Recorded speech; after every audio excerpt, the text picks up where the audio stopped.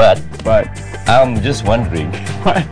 do they have a Malay version as well as Chinese version? I don't Indian think version? so. They don't think that. I don't think so. But the funny thing is, They have the Chinese rap. it's a one Malaysia song But they have the Chinese rap. in English. But they have the Chinese rap. Oh, they have there. Chinese rap and then bertupi asakan, you know. Plus, The Tamil part also got. got Everything lah, got. then can lah. One Malaysia song. One Malaysia song. And Whatever, look it's at very us today. hilarious. We are representing, yo. Today. We've got me, Steven, and we've got Murshidah in the studios. Hi. Hi. Welcome to the show. Welcome. Thank once you very again. much. And Selamat happy holidays. Rasul. Yeah, happy holidays to Happy you. holidays. Happy Taipusam to everybody. Now we're Everybody's talking celebrating. about a cry for help.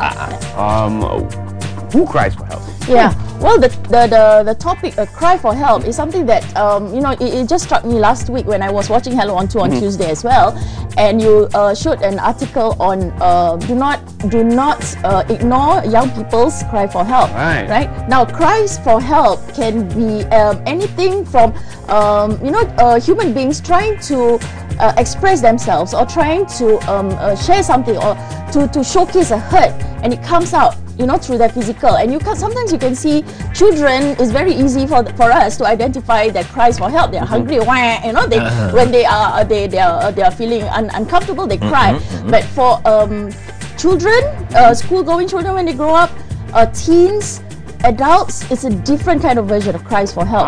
And when it's a cry for help, what we are addressing today is something that is unconscious. You know, sometimes you will see teenagers, they get depressed. They get suddenly they brood. They go into their rooms. They don't want to mix, or their grade starts falling for children, or they express bad behavior, right? And then sometimes you will see adults also lashing out on people. And now, when we look at ourselves as human beings, right? Originally, all of us are so full of love. You know, you just hold a baby in your arms. You can feel the love coming from another human, right? Then what happens along the way when people become so nasty, you know, they become angry or they become somebody that they are not, right? So this is an expression of a cry for help. As long as we can identify it within ourselves, then we know something within us is not aligned. And if we see somebody who's close to us, we try to support them. Right? So when we talk about the cries for help, sometimes we see things like on the outside, people look so successful. You know, they look very, you know, they have a very nice office, they have a very nice career, financially they even look beautiful, right? But if you notice what's happening in the world today, you know, a lot of suicides are happening, right? People are getting more and more depressed, heart attacks increasing, cancer, you know, cancers on the rise, marital breakups, everybody's divorcing themselves, you know, left, right, center, everybody's getting divorced, and broken relationships. Not just celebrities. Yeah, not necessarily. No, but a lot of people are. So this is something that we should see our society as it is a cry for help. So if we can start identifying some of the initial things before it becomes full-blown or manifested, this is something that we all can do together. So different kind of cries of help. That's right. Especially the ones coming from adults. That's the nasty and dangerous one, right?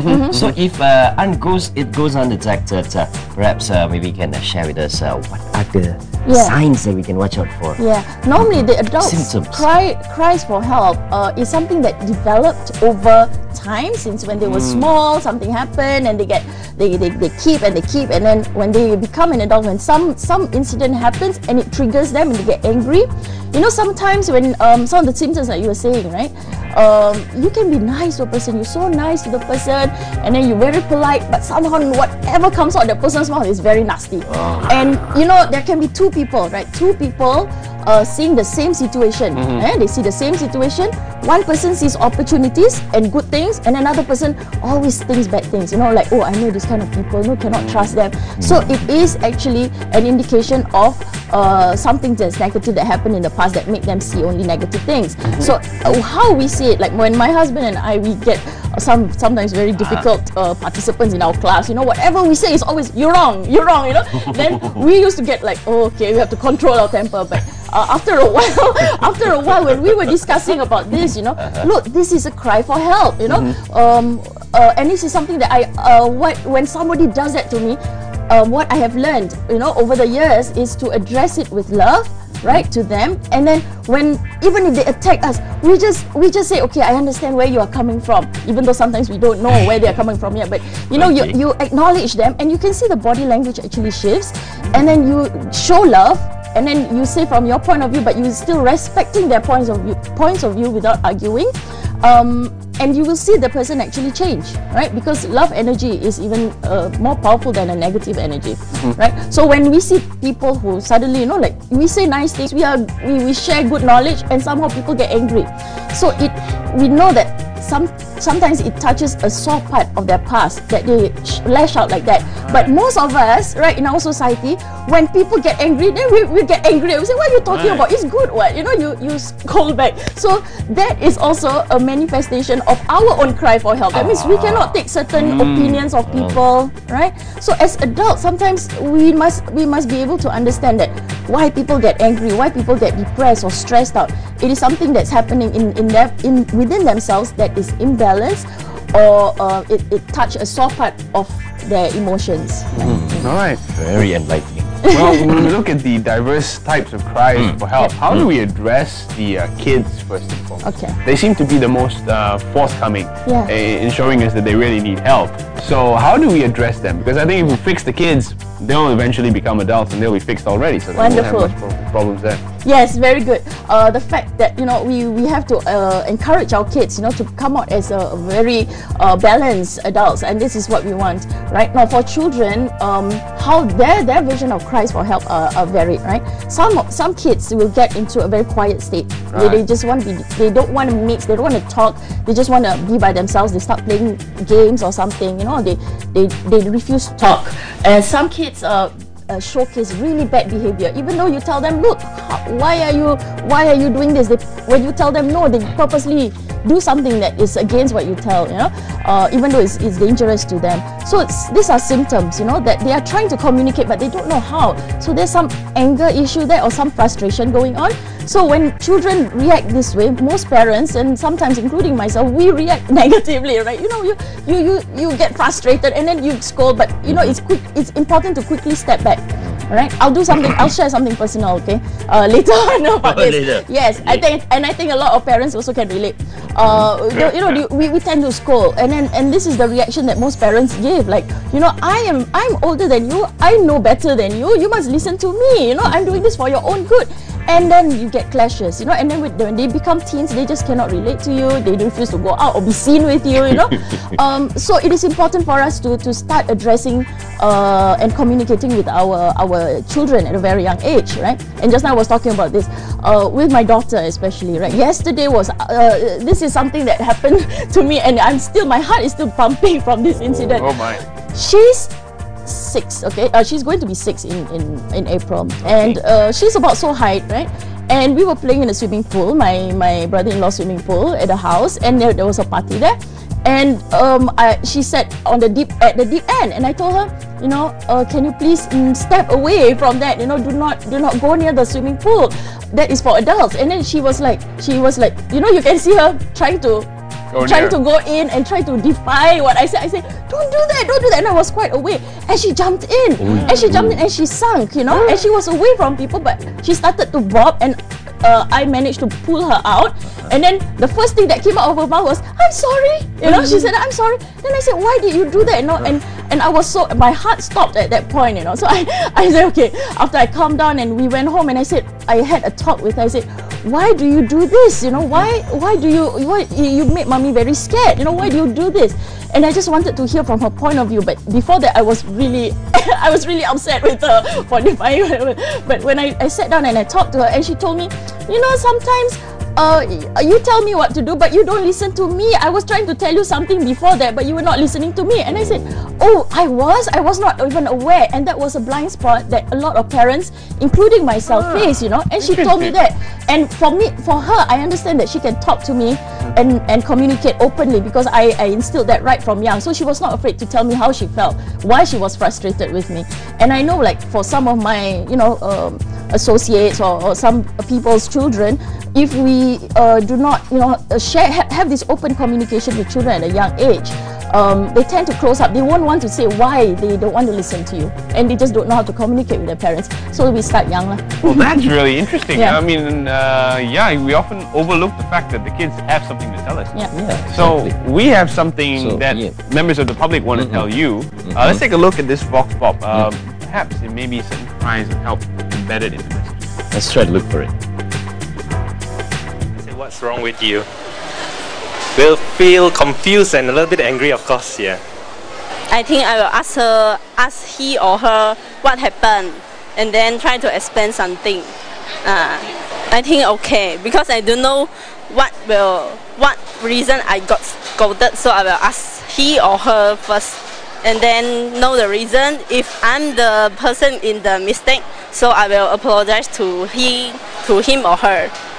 I'll try to patiently listen to him and keep silent for some time, make him cool down, and probably after some time I'll try to talk to him again. I won't talk on the topic on which he is annoyed with. I'll try to avoid the topic and probably talk about something else, or something else he likes. I will be shocked lah, because I don't know what's happening.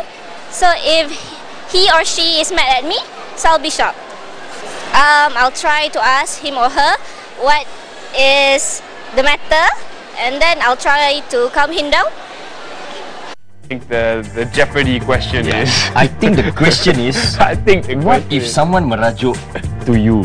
Merajuk big time lah. Merajuk big Scold time. you Not lah. talking to you lah. Not talking to you. Or scolding you lah. Yeah, and I think it's because I think my Japanese version of the question is how would you feel if somebody lash out, angrily without you knowing why? Somebody just you are innocently asking a question or doing something, suddenly somebody just got angry, right? And I love all the answers, all the loving Malaysians out there. Malaysians are very calm. Yes, very loving, So they actually said, oh, okay, you have to step back and then ask him why. Do not address that particular. But when things like this happen, when somebody just blows out of nothing, sometimes you are just communicating normally and they just lash out.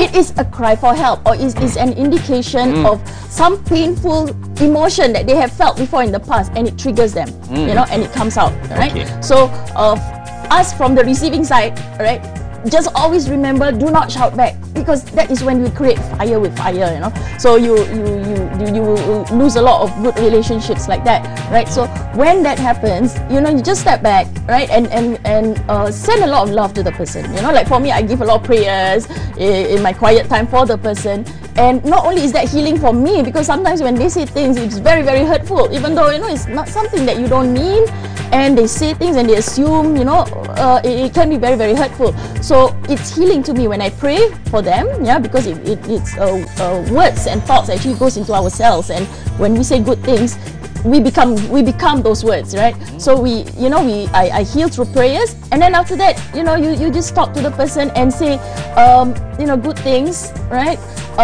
Because that person is also in pain. Just always remember, a person who lashes out is in pain, and it is a cry for help. And if that happens to us, sometimes we just get angry for some reason, like some small things, and then we just get irritated. That is an indication of us, crying for help about a certain thing that happened in our past. So if we are aware, we can manage it, we can control it, right? Most important for us to be aware of our children, our kids. Let them communicate with us.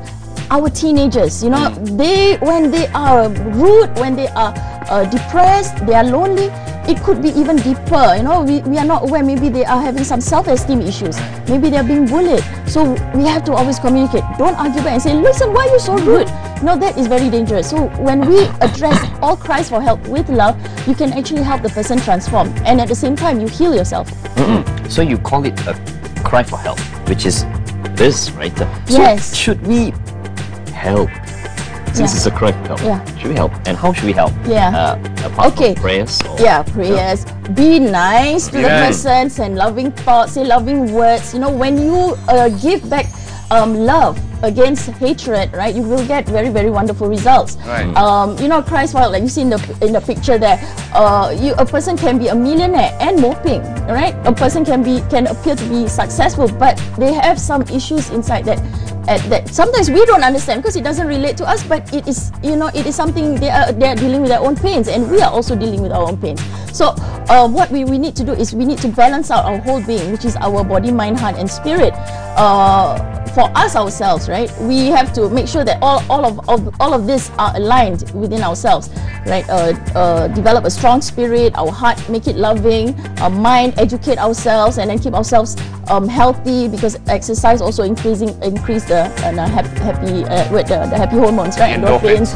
Yeah, and how we can always address it if it's serious, if it's something like maybe psychiatric problem, you know, when it's people showcase through their actions or through their words, and if it's something really serious, that is when we would, you know, recommend a professional help, counseling, you know, if it's very serious. Otherwise, you know, when people, the normal stuff that we get, like anger issues and all that, that is always something that we must always remember, never to scold back the other person, because that is a cry for help from the other side. They want to be loved. They are addressing a need within themselves that is not fulfilled. Right. Well, on that note, thank you very much, Murshidah, for joining us. Thanks for being here with us and spreading your message of love and respect as usual. I like this segment, right? You like this segment? A whole new way of looking at angry dudes. Yeah, I mean, angry kids. I mean, angry kids. You never know. They have something to tell you. You always presume you're the one that has to tell them things. You never assume that they may have something to tell you. It's good, right? Yeah, it's good.